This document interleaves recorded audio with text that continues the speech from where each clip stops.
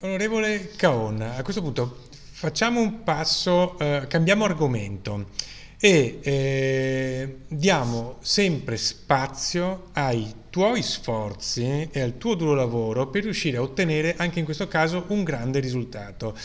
Tu hai portato avanti un altro tuo progetto che sarebbe quello dell'alta velocità e anche in questo caso, prima di parlare nello specifico per spiegarci che cos'è l'alta velocità, vorrei che tu ci spiegassi qual è lo sforzo che un parlamentare, un onorevole, deve fare per arrivare da A alla Z, cioè che cos'è che cosa hai fatto per cercare di far sì che venisse approvato anche il tratto che parte da Padova fino a Bologna, perché è tutto collegato praticamente e manca quella parte.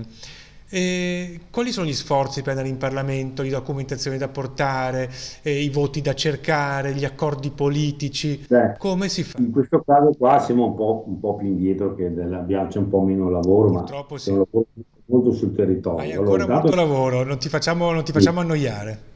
no, diciamo che innanzitutto sono contento che l'alta velocità Milano-Venezia venga ultimata, cioè Finalmente l'est-ovest. sì.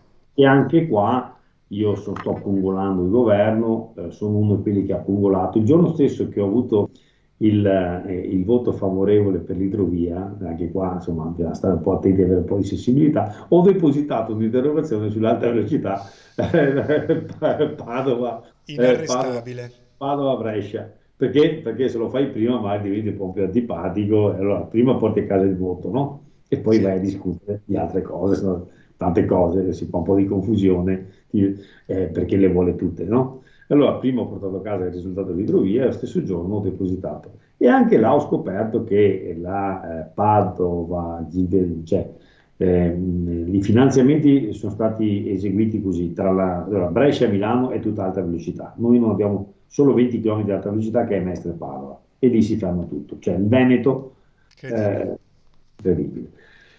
Allora, poi mi sono accorto, nessuno lo diceva, tutti quanti cercavano un po' di mascherare con campagne elettorali, io mi ricordo ministri che sono venuti in stazione a dire sì, è tutto a posto. Allora, puntualmente, siccome non avevo letto le carte, non riuscivo a trovare le carte, ho fatto un'interrogazione ed ho scoperto che la Brescia-Verona era stata finanziata, la Verona-Vicenza era stata finanziata e non era finanziata la Vicenza-Padova, Come, cioè come l'ultimo. funziona una curiosità, un'interrogazione all'interno Beh, del Parlamento? tu fai deposito di interrogazione, in questo caso ci sono due o tre, c'è un'interpellanza, solitamente si fa in commissione, poi devi aspettare la depositi, devi aspettare che ti venga il sottosegretario, passano mesi, non è che Eh? deposito oggi, domani ho la risposta, è un Tanto per po' come capire l'iter che bisogna affrontare in questo paese. nella giustizia, insomma, no? Che Sì, ti danno la sentenza ma non ti danno le motivazioni, aspetta non è 60 più giorni. finita. Ecco, anche noi abbiamo degli iter, dei tempi, e da lì sono venuto a scoprire che non c'è. Allora lì ho sensibilizzato un po' tutti, e insomma alla fine in qualche maniera è stata finanziata anche la Vicenza Padova per ultimare.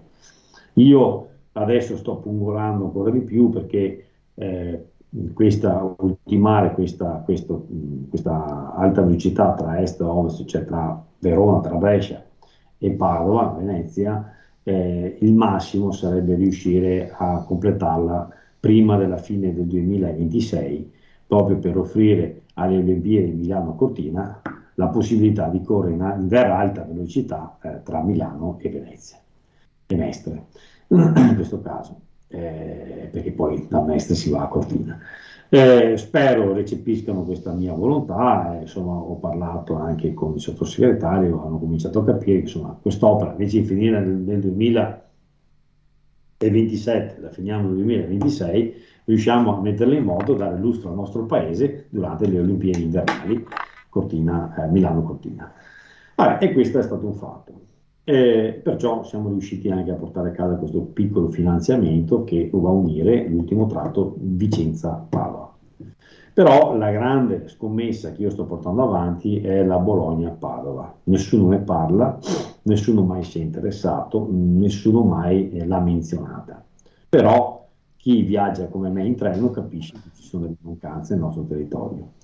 Dovete sapere, chi ci sta ascoltando, che tra Venezia e Salerno, l'unico pezzo di rotaia che il treno corre a bassa velocità, cioè come un treno normale, è tra Padova e Bologna. È inconcepibile che quei PNRR che stanno arrivando, cioè i finanziamenti dell'Europa per queste nuove strutture, non venga preso in considerazione, lo chiamo anche qua un completamento di linea, perché Mestre-Padova 250 km all'ora, Padova-Bologna 150, Bologna-Firenze 300, Firenze-Roma 250, Roma-Napoli-Salerno 300. Questi sono. Però è tutta alta velocità. I 150, cioè 100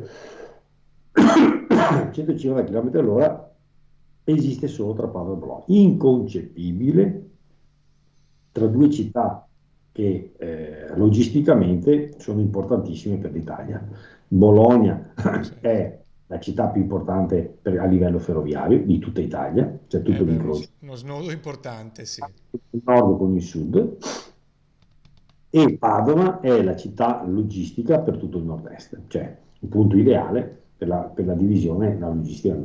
A questo punto è impensabile mantenere un'opera. Noi stiamo percorrendo sopra la rotaia che è stata messa in opera prima della seconda guerra mondiale. No, vabbè, cioè, Noi incredibile. facciamo alta velocità, merci e treni locali interregionali su queste rotaie, un Sì, andato e sì, un ritorno. non è Eh, gestibile. Non è gestibile, io lo chiamo il grande collo di bottiglia del nord-est, difatti i ritardi vengono fuori là. Creano delle disfunzioni sia alle merci, perché la nave che parte a Ravenna, non è che gli puoi dire ascoltate ho qualche problema di linea, fermano 16 container. La nave Sì, quando sì, scatta cioè, parte, e se tu il container non parte e si ferma a Monselice e poi si ferma a Ravenna, il auguri. nostro fornitore, Sì, c'è il nostro cliente che magari ha aperto la lettera di credito nei tuoi confronti, fa il tempo che a ritirarla. E dice, cosa me ma infatti, ne sono arriva a d'accordo. me? Ecco, cioè sono cose che da tenere in considerazione non da poco.